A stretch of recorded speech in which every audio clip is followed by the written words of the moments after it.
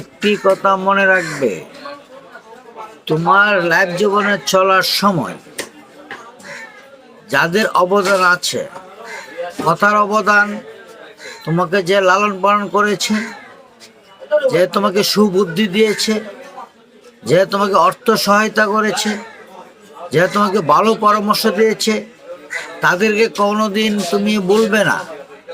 যদি তাদেরকে বলে যাও তাহলে একদিন না একদিন তার তুমি প্রায়শ্চিত্ত করতে হবে, যে প্রায়শ্চিত্তের কোনো সীমা থাকবে না। তোমার কষ্টে দুনিয়া না সবাই চোখের জল পালাবে, কিন্তু তোমার কোনো লাভ হবে না। তা আমি বলবো, পূর্বে যারা তোমার উপকার করেছে কখনোই তুমি বলবে না।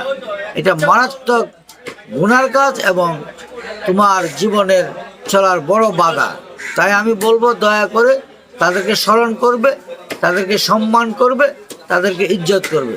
তাতে তোমার জীবনে অনেক উন্নতি হবে। ভালো থাকবে।